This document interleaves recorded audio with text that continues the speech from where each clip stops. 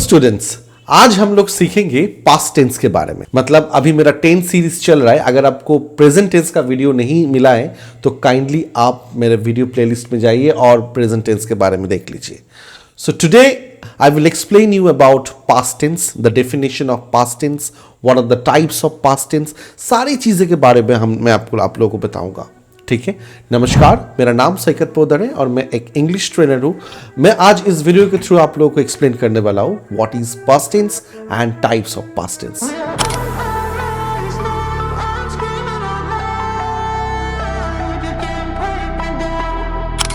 Okay, so past tense मतलब क्या होता है?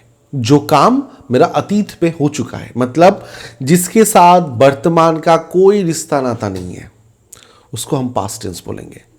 पास्ट टेंस चार प्रकार के होते हैं: simple past, past continuous, past perfect and past perfect continuous tense. So past tense में सबसे पहले हम लोग जानेंगे सिंपल पास्ट के बारे में। कौन सा टेंस को इसका डेफिनेशन क्या है, कब हम लोग सिंपल पास्ट का इस्तेमाल करते हैं, इसके बारे में हम लोग जानेंगे। सो सिंपल पास्ट क्या होता है? जो काम मैं अतीत में कर चुका हूं, जो काम मेरा अतीत में संपन्न हो चुका है, कोई वो कभी भी लौट के वर्तमान में नहीं आ सकता है, सिंपल पास्ट में जाएगा वो। राइट? जैसे कि मैं कल कलकत्ता गया था, मैं खाना खा चुका हूं, दैट मीन्स ये काम मेरा हो गया है, इसके साथ वर्तमान में मेरा कोई रिलेशन नहीं है, तो इसको हम पास्ट टेंस में बोलेंगे। इसका डेफिनेशन क्या है? असर्टिव सेंटेंस में सब्जेक्ट प्लस वर्ब का second form V2 form and then object. She wrote a letter, मतलब उसका खत लिखने का काम हो चुका है। पूजा रोट ए लेटर, पूजा का खत लिखने का काम समाप्त हो चुका है।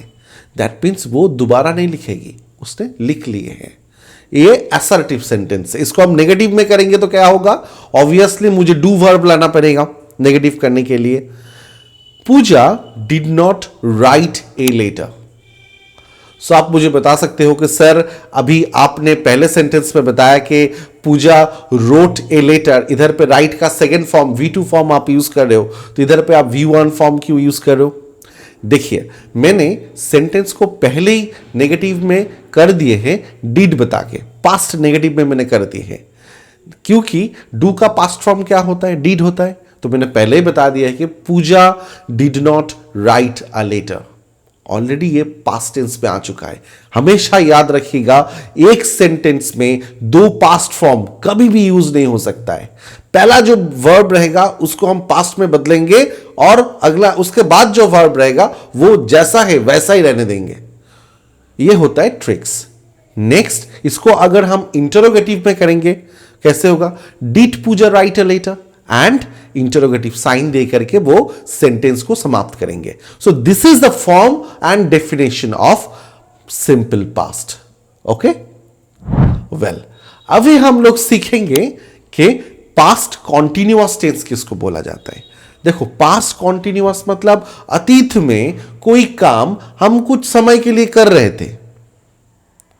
मान लो कि मैंने आपसे पूछा कल 12 बजे आप क्या कर रहे थे, आपने मुझे बोला सर कल 12 बजे मैं तो खाना खा रहा था। तो कल 12 बजे आप एक स्पेसिफिक टाइम पे आप कुछ काम कर रहे थे, मतलब उस टाइम पे आप वो काम आपका चल रहा था, उसको बताने के लिए आप पास्ट कॉन्टिन्यूअस टेंस का इस्तेमाल करेंगे। सो इसका फॉर्मूला क्या है? सब्जेक्ट प्लस वॉज और वेयर, देन V4 मतलब वर्ब का ING form, then object. So Pooja was writing a letter, मतलब पूजा एक खत लिख रही थी। अगर मैं पूजा से पूछूं, पूजा कल तुम दोपहर को क्या कर रही थी? सर मैं तो खत लिख रही थी मैं। So Pooja was writing a letter. Negative करेंगे, क्या होगा? Pooja was not writing a letter. Interrogative में करेंगे, कैसे होगा? Was Pooja writing a letter, and खत्म करेंगे एक इंटरोगेटिव साइन दे करके। So this is the definition of past continuous. Okay, well अभी हम लोग जानेंगे पास्ट परफेक्ट टेंस के बारे में। देखिए पास्ट परफेक्ट मतलब अतीत में मैंने कोई काम शुरू किया था और अतीत में ही मैंने संपन्न कर चुका हूं, उसके साथ वर्तमान में कोई रिश्ता नहीं है, राइट। सो कैसे डिफाइन करेंगे? Subject plus had. प्रेजेंट में हैव और हैज का इस्तेमाल हुआ था, पास्ट में हैड का इस्तेमाल होगा। देन प्लस वर्ब का third form participle form, then object. Pooja had written a letter, मतलब ये खत लिखने का काम पूजा अतीत में ही शुरू की थी और अतीत में ही संपन्न कर चुका है। तो इसको बताने के लिए हम हैड का इस्तेमाल कर रहे हैं और वर्ब का थर्ड फॉर्म यूज कर रहे हैं, मतलब पास्ट पार्टिसिपल फॉर्म का इस्तेमाल कर रहे हैं। यह होता है असर्टिव सेंटेंस का। इसको नेगेटिव करेंगे, Pooja had not written a letter. Interrogative करेंगे, had Pooja written a letter. हो गया। This is the basic form of past perfect tense. Okay well, अभी हम लोग जानेंगे कि पास्ट परफेक्ट कॉन्टिन्यूअस टेंस क्या होता है। पास्ट कॉन्टिन्यूअस टेंस में मैंने क्या बोला था?